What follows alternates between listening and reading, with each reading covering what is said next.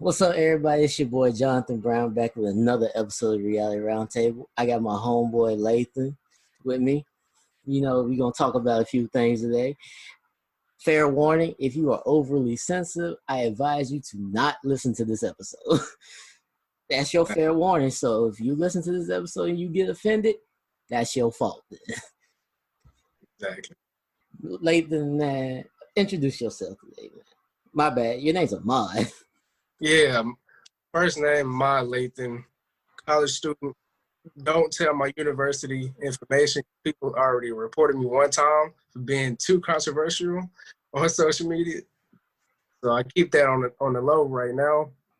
But yeah, just talk about a lot of stuff, politics, whatever is going on in the world, celebrity stuff sometimes, any and everything. And I'm very controversial. Man, I've been known as controversial when I was in college too, man. So I think that's why I really do connect with you on some things, not everything though, not everything. But when I don't agree with you on something, usually I'll DM you. Like, I'm not gonna call you out in public because I got a code of conduct about that. I feel you. Everything ain't for public consumption, but this episode is though. But let's get right into it, man. Before this episode, I was listening to the Godfather himself, Kevin Samuels. Now, what is it about Kevin Samuels that draws you to him? Kevin, he kind of remind me a lot of myself. Like, he's very straightforward, straight to the point, no BS. Gonna tell you how it is. Not worried about your feelings, but he gonna tell you the truth. But I really didn't even know about him like that. I saw another YouTuber post him. Then I'm like, who? Then I watched some of his videos. I'm like, I really connect with a lot of this stuff he speaks about. And he's a smooth dude, stays fancy, dressed up. And I respect him a lot for not really changing up as far as his notoriety expanding more and more each and every day. Dude, man, I got introduced to Kevin through Instagram. Okay. Yeah, when the Spiritual Word had posted about him.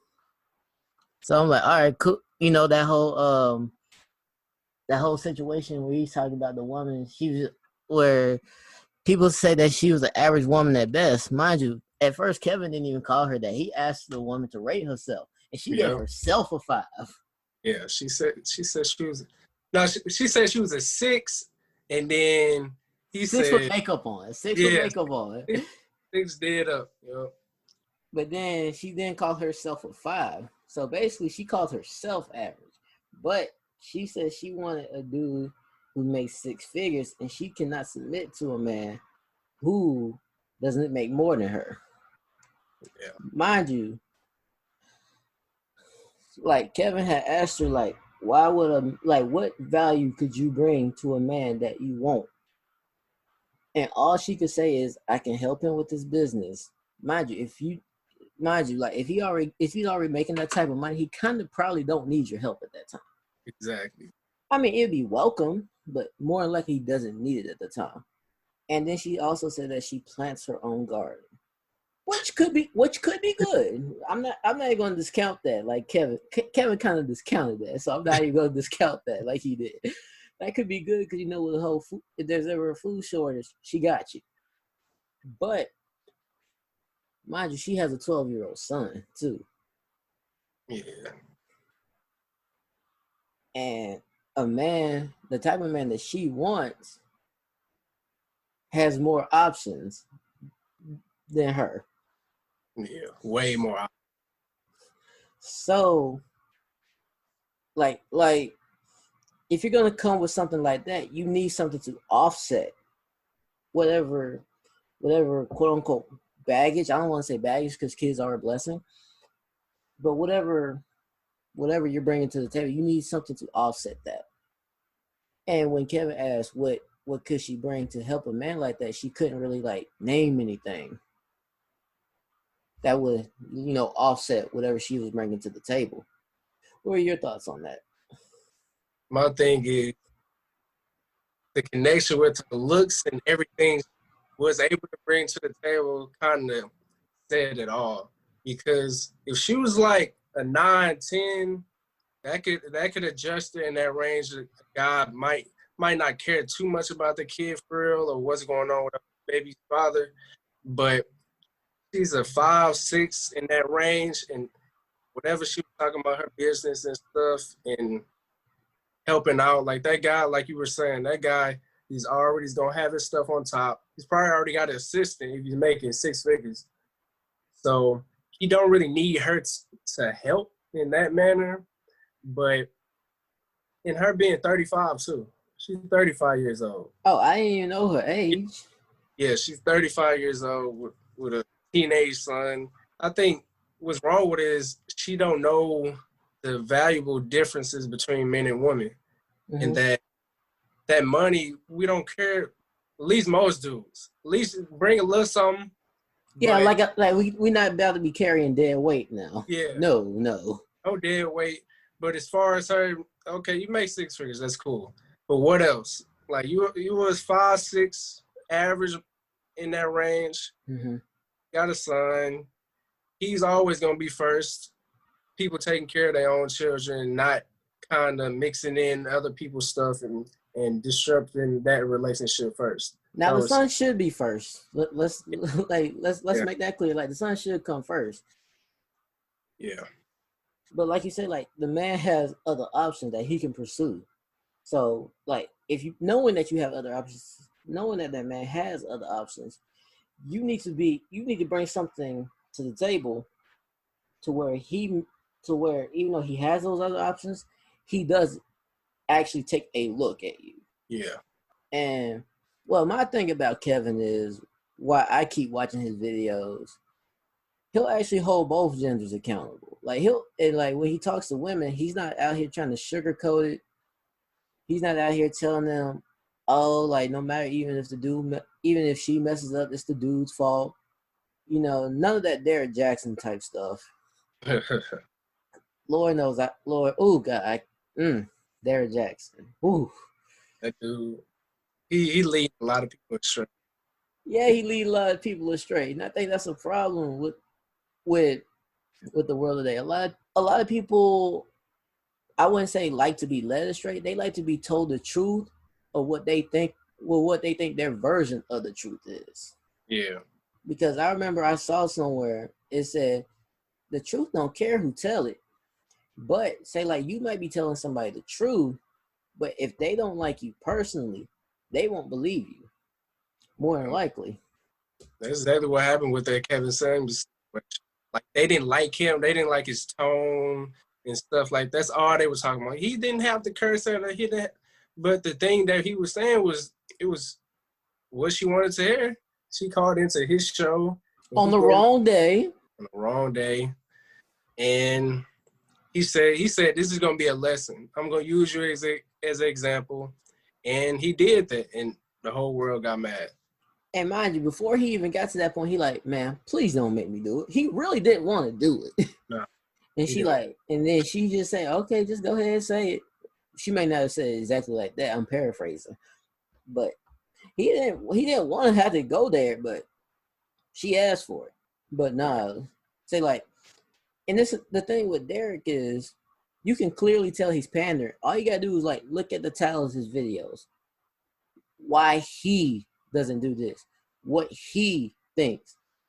Is either like most of his videos have the word he or him in it. I mean, think about it. And mind you, like I see Derek I actually respect his hustle. I'm not even gonna lie. I respect his hustle because I don't even think he believes the stuff he says. I honestly don't think he believes it.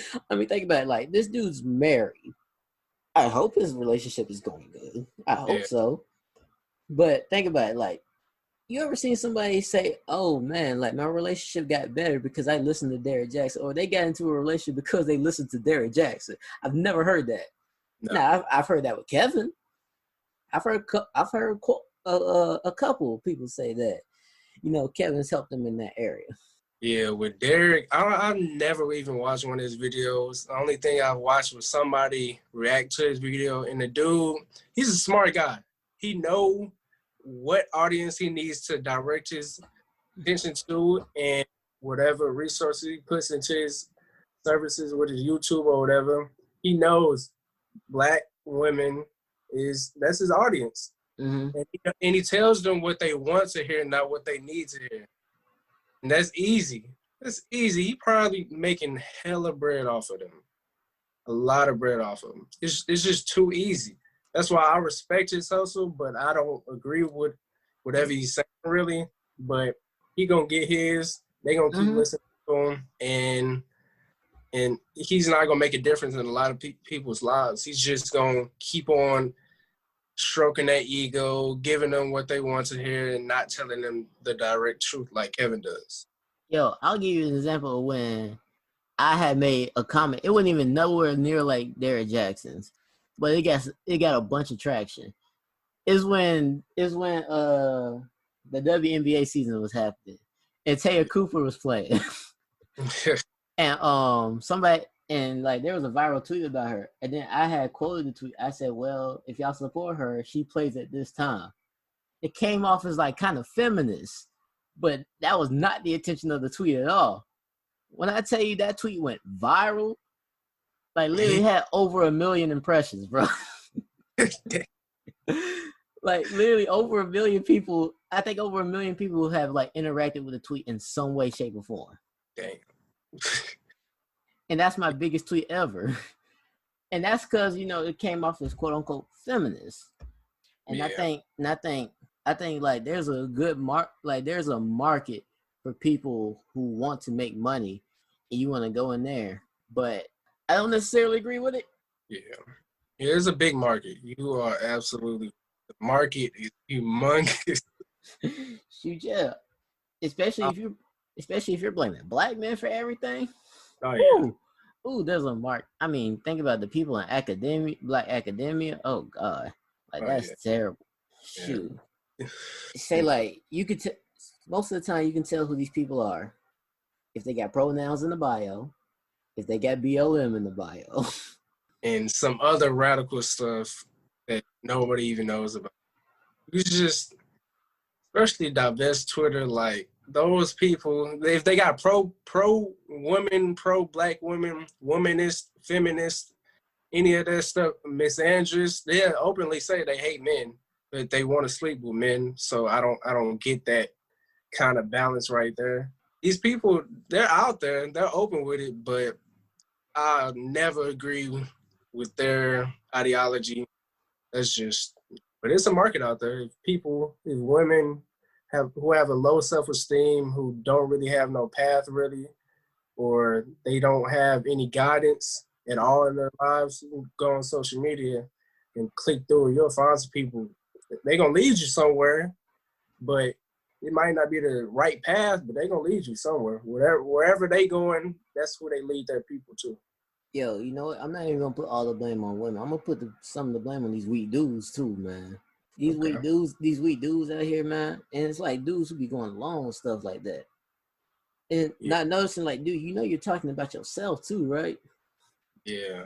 That's what I don't get. Oh, men are trash. I'm like, aren't you a dude too? Or like something you trying to tell us? Yeah. They just want to hop on a rodeo so they can get in. Those be the dudes they need to watch out for, who go along with it, because they just trying to get in the house. They get through the door, get in and stay in. They don't care about whatever your movement got going on. They just trying to get on the rodeo so they can join the show and get what they want at the end of the day. It's just simping. And simping's at an all-time high right now. And I can't stand it, man.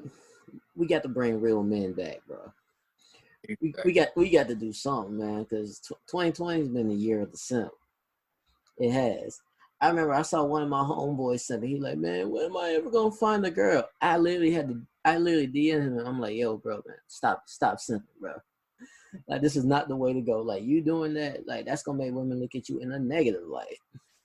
Yeah, you gotta focus on your purpose, whatever you got going on. Yeah, come. You ain't gotta like, oh, I need a girl, I need this, need that. They gonna come at the end of the day. You gonna attract somebody. You ain't gonna get all the girls in the world. Nobody's that player unless you a millionaire. So, lot of these dudes they don't want to work for nothing, and they don't really focus on doing something productive. It's just like women, women, women. Mm-hmm. And you know what? That brings me to another point. Like I was listening to the roommates show today. It was the best of 2020 episodes, and Alpha Male Strategies was on there, and he talked about like how he'll tell dudes to go 30 days without talking to women and just focus on yourself, get on your grind. Because at the end of the day, you need to learn how to be happy without women. And then after you find that happiness without women for those 30 days, then you go talk to them. Because once you find that happiness without them, then whether she's interested in you or not, you're not really phased by that then. Yeah. Because you didn't got yourself together. Yeah, I agree with that. A lot of these dudes, they're not happy being alone. They're having their moms, the aunts, grandmas, some female in their family. They're used to them just being around, and they're not used to being alone and focusing on doing something productive, like I was saying earlier. And I feel like that's a good idea. So maybe longer. Some dudes might need longer than 30 days. Some dudes might need 2-3 weeks to get their hair right. 2-3 weeks, that's shorter than 30 days. I know, but you could cut it. Some people, they don't need all that time. Some people might go crazy all that time alone, especially in times like these. Shoot, man.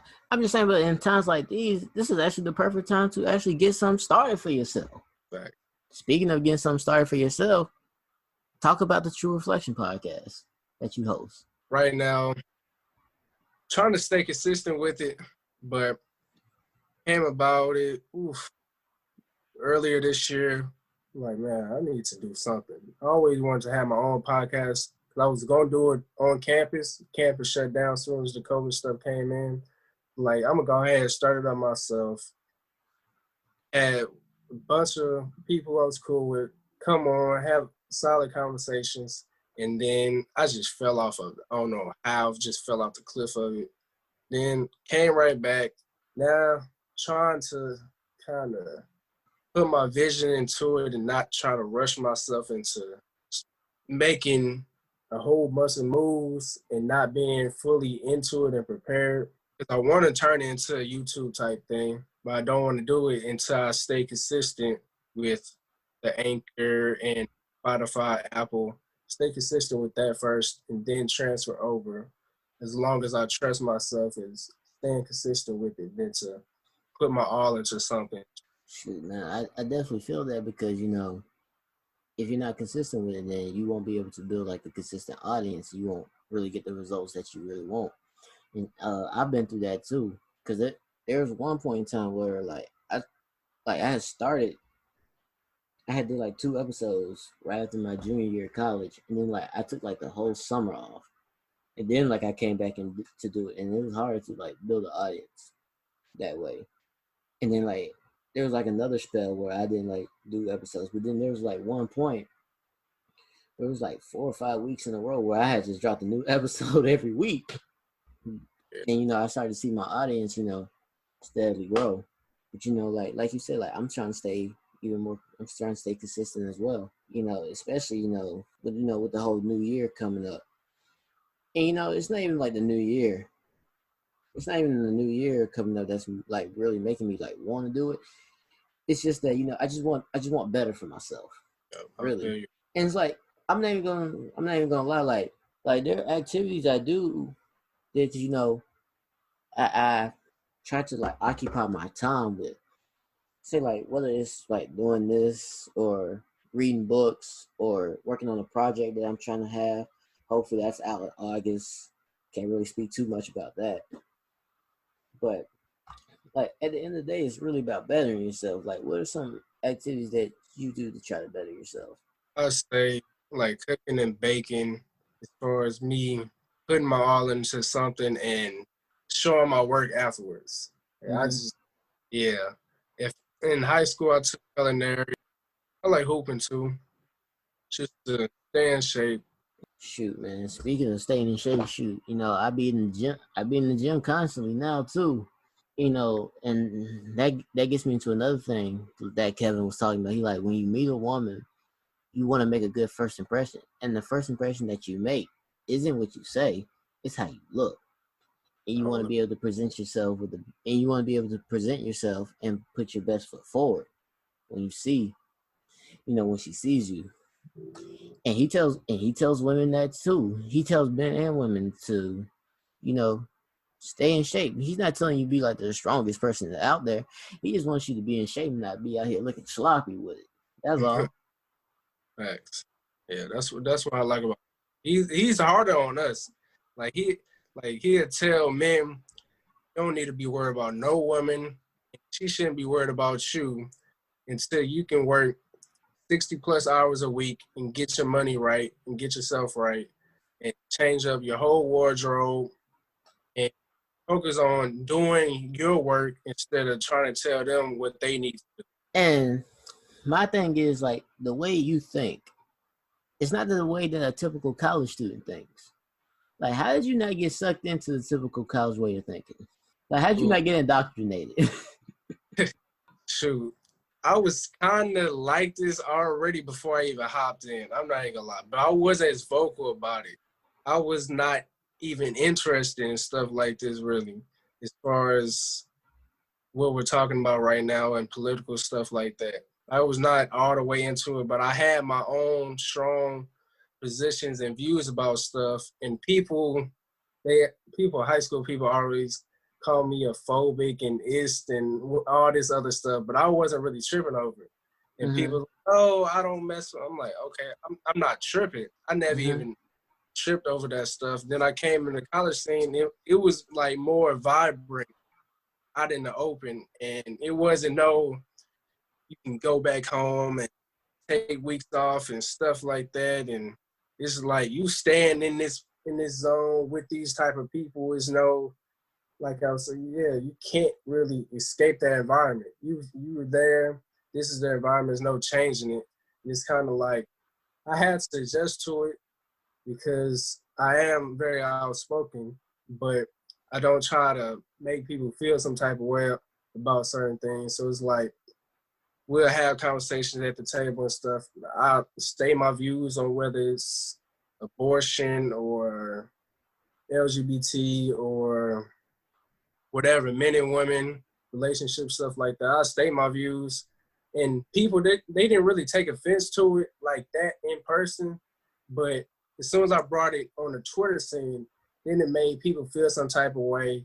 And I started being vocal about it after watching a bunch of YouTubers and stuff and getting my knowledge on about it and kind of picking up my own type of views around certain things instead of regurgitating their talking points. And a lot of people, they was blocking me and following me. Now I was kind of down. I'm like, dang, this how they really feel. It's like I'm gonna speak my mind. Whatever happens, happens. And I stay consistent with it. Shoot, man, it's all right, bro. I'm blocked by Ava DuVernay.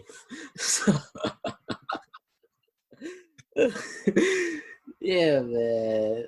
Like, mind you, like I'm kind of vocal on Twitter too. I'm not as vocal as you. I mean, you even kind of went viral a couple times on Twitter for some of the stuff you say. But like, what makes you like just want to keep like putting your views out there, even though you do get a lot of pushback? Because Twitter is really a lynch mob mentality. Yeah, I say that nobody else is gonna speak on it, so I might as well. A lot of people, they kind of, oh, I don't want nobody to make fun of me. I don't want nobody to tell this person, tell my mama, tell my pops. Like, my thing is, if you got something to say it, whether it's wrong or it's right. And a lot of certain stuff, a lot of people, even in my age bracket, I kind of feel like I speak for my age bracket because a lot of them, they're into this leftist, radical stuff, and nobody else on that kind of back burner or in that middle range is really speaking on certain things. And people older than us not really speaking about certain things. And it's like, if somebody's going to speak on it, I might as well, because shoot, somebody has to tell the truth and put it out there and bring the world to a point where it's not, oh, you got to be this way or that way, and if you don't do this, you're Islamophobic and stuff like that. That's really my goal, is to kill all of this unnecessary rhetoric that's running on shaming people for just being normal. Now with me, like I'll state my views. Like I don't care what people think about my views. But here's the thing, like I'm not gonna say nothing if it's not rooted in truth though. Because like when I do state my views, it's like no one's ever called me a liar. Like that's my thing. Like they'll say, "Oh, you're this, you're that," but they won't say that you're lying. And that's my thing. Like, do you have a problem? Like, what is your problem? Is your problem the fact that I'm telling the truth, or is it just the fact that I said it and you don't want the truth out there? Yeah, I think it's a lot of that. They'll call you this name, that name, every name in the book, but they will never say you're lying. You're not telling. They won't bring any statistics and none of that. They'll say, "Oh, what about context?" I'm like, "Am I lying though?" I don't ever question them that, but because they always go to shaming tactics and name like that. But you're right. They'll never say you're a liar. They'll go straight for your jugular and just try to finish you off that way to see if you bow down enough. I wouldn't even say that's a juggler. That's just a last resort tactic right there. Yeah. And mind you, like I've been called all types of phobic, misogynist. I've been called that too, so it don't faze me, man. Yeah. And I will say this about Twitter: the one positive thing about Twitter is the Faithful Black Men Association Twitter account. Now that, because black men don't cheat, we don't. No. But I will say like that's like one constant pages on there that actually uplifts black men and black women as a collective, as a unit. Because if you let all these other people, especially these people who are, I will say, college indoctrinated. Somehow I didn't get indoctrinated by it, but I will say that when it comes to stuff like that, God, I forgot. I done lost my train of thought. What was I saying? Saying, as far as the faithful black men. Oh yeah. I will say that. I mean, it's just nice to have a page where you're not always being bashed all the time. Exactly. Especially when it comes to this whole protect black women thing. Think about it. Like the dudes who you're bashing about protecting black women are actually the ones protecting black women. Like we don't have to come on and say it all the time. And here's the thing, like a lot of people don't know this, but there's been 2 instances where black women have been pulled over by the police. And I've literally stopped what I was doing to make sure they made it out that encounter straight. But I don't have to come on social media and brag about that though. That's just instinct as a black man. But that's common courtesy. Mm-hmm. And like they don't even know what's behind the screen, but they say, "Oh, nobody's protecting us." No, nobody's protecting you as an individual. Who knows what all these other black women are going through, and who's around them, friends or family or anybody else who have protected them in certain situations or looked out for them and stuff like that. Like even I can speak on the incident as far as telling this one girl, "Hey, if y'all run into somebody, she's scared about these people looking at them in Walmart trying to kidnap them." I'm like, "Y'all run into somebody, just call me. I live right down the street. But just let me know, and I'll be right up there. I'll pick y'all up. It's whatever." But I don't need to say, "Oh, I've been protecting black women all this time. What y'all bashing me for?" I don't need to gloat about none of that stuff because I'm not really tripping off what's happening and whatever type of movement they got going on Twitter, because it's all like some watered down stuff, just some stuff that's unnecessary. Black men bash and black women doing this, black men doing this, and stuff, unnecessary stuff that just get rooted down into the real world instead of Twitter. Yeah, like Twitter is definitely like not a reflection of the real world.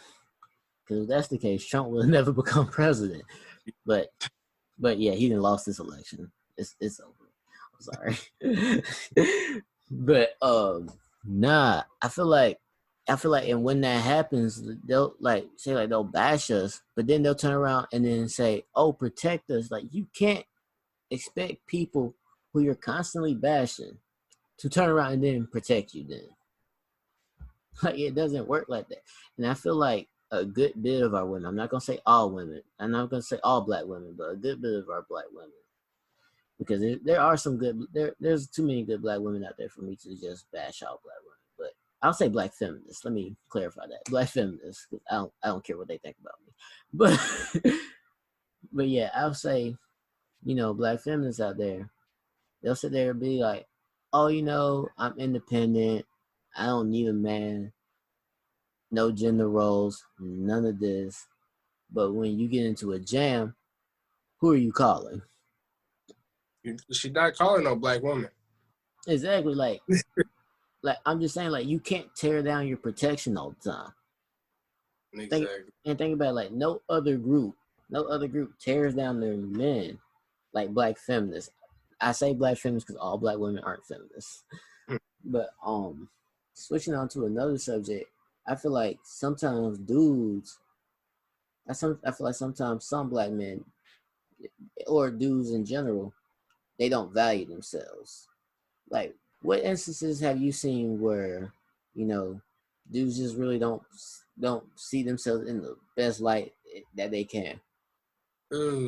People from high school going Mm-hmm. on my freshman year of college, they don't view themselves as anything. They don't have Mm-hmm. goals or aspirations and no ambition. You can just look at them and like it's like a dull spirit. You don't know what they want to do with their lives, and usually people like that, they're not too well with women. They don't Mm-hmm. know how to do them, very shy and sometimes awkward. Yo, confession, that used to be me. It used to be me. I'm a reformed simp. Yeah, I feel on that one. Yeah, Yeah. all of us went through that path of being. Everybody wasn't this old red pill or weird stuff but like I was saying, a lot of these dudes they don't have that guidance. I mean, I'll try to talk to them, but I'm just one person. They're Mm-hmm. not gonna look at me as some type of guidance. I say, hey, do this and that, try to guide them and help them out, but it doesn't always work. It's like, Mm-hmm. I'm not about to trip over you not being able to articulate your stuff right when speaking with girls and stuff like that, having any goals or ambition. And I speak some truth to them, speak some power into them, but that's all I can do. I can't really make them go and do that. And it kind of makes me feel bad sometimes. It's like I see a lot of potential in people, but they Mm-hmm. don't see themselves. So it's like, dang, it's just wasted. Yo, no lie, like I was literally like that throughout high school. Like I was afraid to talk to women, and then like when I did talk to them, like I used to like worship the ground they walk on. Like it was bad, bro. And like, and like when I used to message them, I used to get the "oh, thank you," and I thought I was doing something. Like, no, you're actually not doing anything. That's making them like you less. But I'm not saying you have to come out here, be an a-hole about things. You don't have to be like that. But you do need to have some confidence about yourself. And I did not get that until I entered into college, and I knew that I didn't have to see the same people every day. Yeah. Like Yeah. once I realized that, I'm like, okay, like the flip just like automatically switched literally that fast. Yeah, I had to learn that the hard way. I'm like, yeah, this stuff, all of this hard eyes and Yeah. yeah, that stuff, they ain't gonna cut. They ain't gonna cut. I had to kind of get a little bit of arrogance within myself and not really trip over too many girls not worried about me and just focus on what I'm doing. I'm like, they gonna come. Mm-hmm. No, I wasn't that tall in the beginning of high school. I grew like 5'8" ish my freshman year. Real shy. Didn't know how to talk to girls for real. and just kind of stayed out the way. But they were attracted to me. I just didn't know how to talk to them at all. Mm-hmm. And as soon as I hit that growth spurt, it was free game after that. I was like, I ain't got to do none of this extra stuff. I just got to be myself. And if I don't like them, cool. If I like one, cool. Just keep it pushing and not really think too much about it. I'm 16, 17 years old, and life still goes on. And I can't really put myself down and worry about what other people thinking and stuff like that. Yo, I was having a conversation with one of my homeboys, and I had made a statement. I had said, when it comes to relationships, men and women act their best towards each other. There are two different points. Men act their best towards women before they have sex with them. Women act their best towards men before marriage, if that marriage does not have a prenup, or before they get pregnant. Yeah. Because in those two situations, it's about leverage. Because like Kevin says, women control sex, men control relationships. And like in those situations, like some dudes may want to hit it and then just leave. But if a woman's trying to get with you, it's rare that she just wants to hit it and leave. That's very rare. But you'll find a few like that, but that's kind of rare. And that brings me to another point. I don't know if you remember what LeVar Ball has said about LaMelo going into the league. Oh yeah, I remember that. LeVar said he's not going to meet any good women in the league because they're just going to try to get a check out of him. Yeah, I mean, he a young guy, 19. The women, they gonna want one thing. They gonna want the money, want the attention, want everything it brings to them, but they not gonna like him. They gonna like him for what he can give to them instead of respecting him as an actual person. Mm-hmm. So that's why I like LeVar. He gonna keep it a thing, and he's not gonna show nothing with his kids. And he's right. Bro, I ain't gonna lie. When it comes to public figures, LeVar Ball is the father of the year. I don't care what nobody says. Like, I am 10 toes down behind LeVar. I even got a Big Baller Brand shirt in my house, bro. Like, for real. Like, I look at it like this. Like, and when he has said that, if you look at the comments, if you look at what the men were saying in those comments, you'll hear men be like, he's not lying. He's speaking that real. He's telling the truth. But you'll see a lot of women wouldn't say he's lying, but they'll come as like with an emotional response, like, well, men do that too and stuff like that. They But like, love. yeah, but it's like rare that you'll actually see them say like, oh, he's lying though. Yeah. And that's Yeah, it's never like with a female, like they get a bunch of fame and notoriety, and it's never like, oh, watch out for them dudes, they gonna take your money. Yeah. They'll never tell that to a woman. Never. Rare. Like it's rare. I'm not gonna say it hasn't happened, but it's rare that a dude gets with a woman and like one either takes her money or two builds a brand off her. Yeah. Because there's plenty of occasions where women have gotten with famous dudes or dudes with a lot of money, he got a baby or a ring out of him, and been able to get money or build a brand off of him. I mean, think about it. It's called Basketball Wives. Think about it. That show was literally built off the back of Shaquille O'Neal. Yeah. Johnny O'Neal, she kind of gave that show a boost being there with her and her kids and stuff like that. You know, I can't hate on Shawnee O'Neal for that. I can't. She's hustling out here. I can respect it. But not like I was saying, like, I want dudes to actually like value themselves. And when I say value yourselves, like, make sure like whoever you're trying to be with, you vet them. Yeah. One, you vet them. Two, you don't get them pregnant before you marry them. You gotta watch who you put your seed in. That's one of the biggest parts about valuing yourself. Like, don't be out here being like Future. Please don't. No. 7, 8 baby mamas. Not even worth it. And none of us are built like that.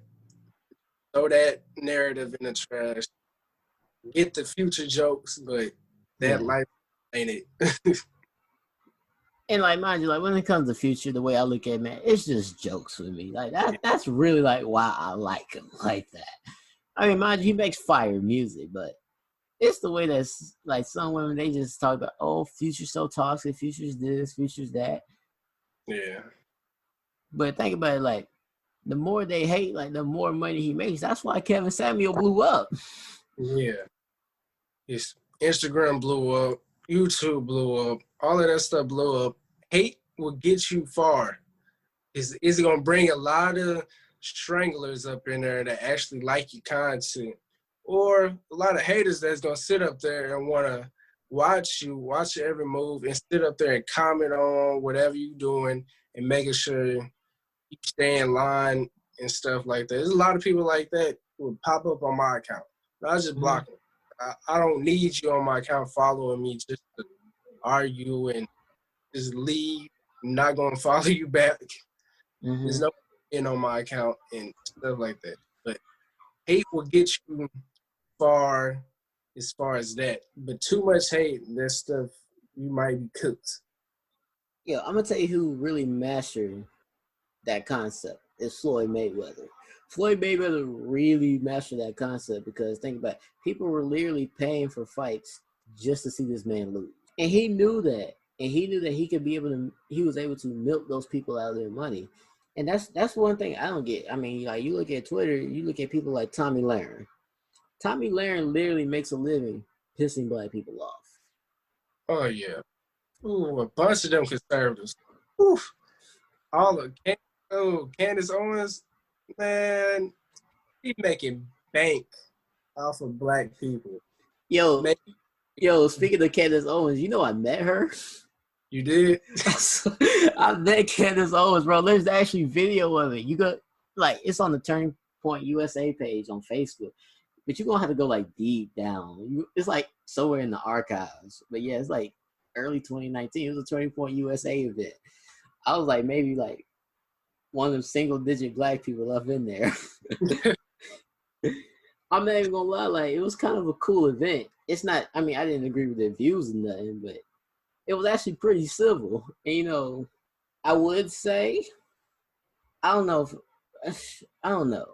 I wouldn't say that University of South Carolina is liberal. They have a lot of liberal people, but I think they have like a lot of closet conservative people. Because the amount of people who was up in there, like, yo, it was a packed house. Like, it was standing room only up in there. I mean, MAGA hat and all. I just wanted to see what the hoopla was about. And it was free. Yeah, it's easy. That's easy. Easy. Like, Charlie Kirk was there. He was there too. And, like, the college Democrats actually came to the event, too. And, like, it was civil. Yeah. You can have stuff like that. They ain't going to take none of that. They will get you out of there. They don't care about getting called racist. None of that. They're going to call the cops. Get this MF out of here. They causing ruckus. We're not going to fight back, but we're going to get you out of here. And that's why I don't even worried about what the conservatives really be doing a lot. It's just like they kind of be in their own world, and it's not really, they don't really say a lot of things that could affect stuff that could be really detrimental. Like liberals, they say, oh, it's 500 something genders and stuff like that. Like that stuff where little kids need to be transitioning whenever they feel like stuff like that. That's why I'm always on their heads. Yo, when they talk about like kids being able to make decisions like that, you know that in DC now, kids can actually consent to a vaccine without consulting their parents. Yeah, and Muriel Bowser, the Democratic mayor of DC, signed it into law. They're gonna be coercing all of those kids to do this and that, or gonna be a lot of parents that's gonna make sacrifices and say we homeschooling. We're not about to do this public schooling and none of that stuff. And that's the goal that should be with every parent, instead of just allowing them go up in their silly willy with these teachers. Oh, everybody should get vaccinated and stuff like that, and shoot your kid up with some aborted fetal tissues and some animal kidneys, and you don't even know where a lot of this stuff even came from, and just it's just too much. Yo, I'm gonna let you know now. I'm not taking that vaccine. I don't Yeah, care. If I get it, I get it. Man. I'm just gonna fight it. facts. Now I ain't gonna lie. It's probably gonna be rough now, but my thing about that is, no. One thing I want to ask you about is, why are you so anti-mask? Why? My thing is that everybody should have a choice. They say, "Oh, my body, my choice," and stuff like that. But when it comes to the mask, like, oh, you need to be careful of others and worry about them. And but my thing is, how you gonna make me wear something that I don't even want to wear? And Hmm. what science says this actually works? And all of the science said in the beginning, this is not 100% effective. They say, Hmm. oh, 80%, and it'll work, it'll stop droplets and stuff like that. It's not 100%. We've been wearing these masks for all of these months, and cases still rising, people still getting it, and it kind of diminished the flu completely. Everybody not even worried about the flu. That's why I think COVID and the flu kind of mixed together, and they don't know which is which sometimes. So I'm like, I went out last year, year before that. All these years of my life, not wearing a mask, never caught the flu, had the stomach flu, middle school, but not the regular flu. But why should I have to wear a mask with COVID when the flu has been out there and COVID and flu got the same type of symptoms? It might be more contagious over that, but same type of symptoms. And I don't want to be walking around with no mask all the time. Stuff like that. That's just me. Unlike you, man. Unlike you. I'm pro mask. Like I wear a mask everywhere I go. Because I ain't taking no chances. I ain't gonna say that we've been wearing masks this whole time, because you look in Atlanta, people just out there partying, no mask on, full. That too. People out there, Atlanta, LA, all the big cities, they party in Vegas. They doing their own thing without masks. And they making everybody else wear these masks, feel bad, and stuff like that. So it's like they can do that. They don't shut down. But we gotta do this and that. We're not a celebrity. We can't go to the strip club or go clubbing and have a big old party for a little baby in them, because we're not millionaires. But we gotta wear a mask up, and get all these tests and stuff. So that's why I feel like there's a lot of hypocrisy. Yo, another question I wanted to ask you: what's your problem with the WAP song? WAP, WAP is leading black women astray. Okay. It's sad. It's sad because I want better for them, and it's like they get kind of this dopamine and stuff like that from music that don't really have a lot of meaning to it. That's why I like Lauryn Hill. She Hmm. actually tries to uplift black women without being butt naked, talking about her vagina, whatever she doing in the bedroom. And Meg and Cardi, they're poor representation. They cry about, oh, they hypersexualizing us. They making us look bad. We can't even go out and get a job. We look like we got bad attitudes and stuff like that. Well, this is your representation. You got Meg Thee Stallion, Cardi B, um, some Nicki, all of them. This is your representation. This is who y'all put out in the forefront, who y'all are hyping up. That's the theme song of 2020. Wow. That's Now, exactly their theme song. now they're gonna say that, well, black men, they talk about sex all the time. You know, these rappers, this is who we put in the forefront. That's what they gonna say. But with these rappers, nobody really worried about it. Nobody's like looking at them and kind of mirroring them really. Like as far as the majority. Mm-hmm. Nobody, most of us cannot afford no diamond chain and all these rings and all these bling and all these girls. Most of us can't even get all of that. All these um, gold teeth and diamond teeth, no, all this stuff. None of us can really, as far as the majority, get all of this unnecessary stuff. That's how it is. It's just extra stuff. And with them, like the Cardis, the Megs, like that's the majority of how they kind of, how do I say it? As far as representation, that's just they look at them as idols. The Mm-hmm. J, the Aries, the weaves, the wigs, the butts, the makeup, and the wops, all this stuff. That's their imagery. As far as that's how the world is gonna take it. We can go out. I can throw on a suit, and I can throw on a regular outfit and stuff like that. Nobody's gonna be like, oh, Quavo and Future and stuff like that. No, that's not how I'm gonna carry myself. I don't have dreads and nothing like that. Not trying to really pick up whatever they're trying to do. Really, I might do that in my private time, some dudes, but that's not how I'm out there in the public eye. That's their representation in the public eye, as far as the majority. That's how I see that. See, with me, my view of WAP, like I actually don't have a problem with the song. I really don't. My problem with it is that it's being promoted as empowerment. That's my issue because the song's actually pretty good.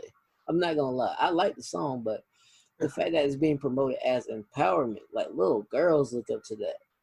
You don't want little girls acting like this, and like when it comes to the rap music, like, and they talk about like, oh, like dudes talking about sex and stuff like that. We're not promoting that as empowerment though.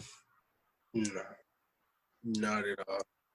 And that's my difference. But like you'll have people who will hear this, they be like, oh my god, those two are so misogynistic. I can already see it right now. That's why I gave the warning at the beginning of the episode. But like I said, like the song's not bad.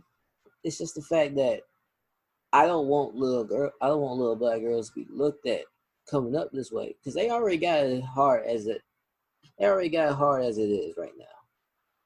Yeah, yeah, I agree. I agree with that. Like, it's not really the song per se. Like, go and get your, you gonna go get your money, but black women, they should look at it. It's like, is this how we're looked at in the world, and this is who we want speaking on what we got and what we got going on? That's how I see it. If they can bring out this WAP song to you and your crowd, and you're their audience, that says a lot about you than it does about them. Because they just trying to get money. Mm-hmm. That's they're trying to get money, put out a banger song, and that's it. But it says a lot about who their audience is, them as an individual. Because a lot of them, Cardi B even said, she said, I'm not gonna get a lot of attention if I rap like a cool rapper. If I talk sexually, this is what women want to hear, and this is how I'm gonna make my money, and this is what I'm gonna do to get the money. And she's doing it. So that's why I'm like, she can do them, but if this is this what y'all want is y'all representation, don't get mad when that's all people look at you as. And then like I feel like when you look at stuff like that, like the mind you, like during this pandemic, the OnlyFans culture has blew up. And then you'll have women try to shame dudes for saying like we don't want to be with a woman who has an OnlyFans. But if you look at something like that, like the only like us not wanting to be with somebody who has an OnlyFans, we're not just looking at the present, we're looking at the future. Because think about it, what if y'all have kids? Or what if that woman has a kid now and that kid's in school, somebody's trying to mess with them? What are they gonna say to that kid? At least my mama doesn't have an OnlyFans. Yeah. Bobby is gonna get made fun of every single I mean, shoot. I mean, let's not exempt the dudes. Like dudes got OnlyFans too. I ain't rocking with that either. Nah. I mean, they'll be like, oh, that's what we just keep exclusive content. That's what we have Patreon for. My thing is get your money, but know what the consequences are in the end. Mm-hmm. Know what's gonna happen. Know as far as dating market is gonna look like. Know what's gonna happen with your kids. Know what's gonna happen with your last name, your family in general, your jobs. That beauty, them looks, that's not gonna last forever. And Mm-hmm. only market is gonna crash as long as people, these women and young people in general, they gonna keep on getting older and older. And somebody's gonna replace you. You gonna hit 30. There's gonna be an 18-year-old that will replace you. Simple as that. Because a lot of they waiting to turn 18 to hop up in the game. A lot of people making $15,000 a month easy because a lot of dudes they ain't got no strip clubs, nothing else to go to. So they're like, hey, might as well pay for an OnlyFans account and just finish it off like that. I'm not even gonna lie, man. Dudes who actually out here paying for OnlyFans account, I got a huge problem with them. Like you ain't got nothing else better to do with your money. You don't value yourself that much, man. Invest in something. Use that money to try to make yourself better. Go buy a gym membership. Like for real. Yeah, that's why I say if it wasn't for men, there wouldn't be an OnlyFans. They know how to take advantage of dudes who already not getting none in their real life. Just take advantage of them and take their money, use it for profit. That's the only. So that's why I'm like, get your money, know what the consequences are, but also men, they're really more responsible because they're the ones paying for it. They're paying $10 a month, thousands of them, just to see something they can look up on Pornhub. Simple as that for free. I mean, now we're not advising you do that now. Yeah.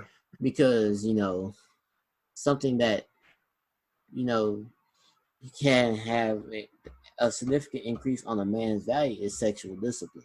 Yeah. Now, what advice would you give men to be the highest value that they can be? Good question. My advice would be know what you want to do and know what you want to do, focus on that, and don't really worry about what other people got going on. Don't try to be something you really not gonna be, and don't try to mirror other people. Focus on what you got going on, what you're trying to do, and try to go for the highest of the high. Don't lower your bar just to make yourself feel comfortable. Raise the bar up and try to make those achievements and focus. That's why I say focus is really number one. If focus is messed up, you're not even going to reach those heights that you actually want. And what advice would you give the women to make them the highest value that they can be? I would say don't listen to these birds. Whenever don't listen to the birds. A lot of them are miserable, bitter. They already went through all these heartbreaks. They want you with the misery loves company.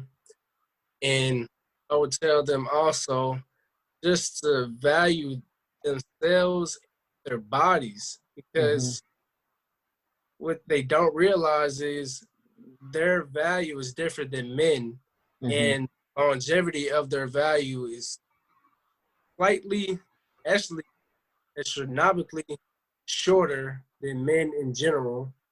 And don't waste all of this time trying to party and do all of this wild stuff. Focus on what you want to do in life, whether you want to get married, you don't want to get married. But if you want to get married, focus on these wife objectives and what you got to do to be a wife. Or if you want to focus on business, focus on that, but don't try to bring other people in your bubble that don't really want to be there, and focus on that. I also would say discipline with them, not sleeping around with all these dudes just because, oh, the dudes do it too. Well, you rack up your bodies, nobody's gonna want you after that. Or Mm-hmm. you get pregnant at a young age, you're gonna be out here looking like the girl with Kevin Samuels. He's gonna be 35 years old, looking for a man. You got all this money, and nobody's gonna want you for real. But you got a kid, so that's what I would tell them. Know their purpose, whether if it's marriage, business, or if they just whatever they want to do, know what they want to do, and focus on that, and don't disrespect their temple just for some quick pleasure. Yo, and like the women who be like, "Oh, I don't need a man or nothing. Oh, I'm good by myself." I'll tell you the 3 times when they're most lonely. Well, it might be 2. Holiday season, Valentine's Day, and if you're in college, fair time. Yeah. And the birthdays. Ain't gonna have nobody that's gonna bring them this special present. They're gonna look at mommy and daddy, or whoever's there taking care of them. That's who they gonna look at, bring them a present. I don't even think they tripping on birthdays like that, but I'm just saying like those 3 type of dates because like around those times, you'll see a lot of couples posted up. Then, yeah, and you gotta look at yourself like, oh, I'm lonely. Because think about it, like Christmas just passed, and you got these couples in matching pajamas, getting gifts for each other, taking pictures for the gram. Yeah, they might say they don't want it, they don't need no man, but they want it, but they don't want to admit to it because it's some other bitter, miserable women that tell them, "You don't need no man. You will pick me." And stuff.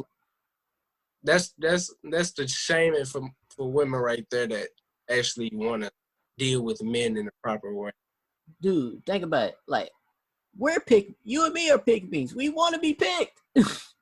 Like, why would you not want to be picked? Do you want to be in life alone? That's what it's looking like. And they'll say, "Oh, I'm all bad by myself." You're gonna hit 60 years old and nobody's gonna be there. Whether you got a kid, your kid gonna be out there doing their lives, or you're alone and just you and yourself. At the end of the day, men and women are better together than alone. Absolutely, man. We need more family units. Facts. But yo, man, this has been a dope episode. We probably could do more, but I ain't trying to hold you that long, man. Yeah. Appreciate you bringing me on here. Been waiting to get on here for a minute, man. It was worth the wait. We had a solid conversation. Bro, we gonna start the year off with a bang, bro. No, no lie.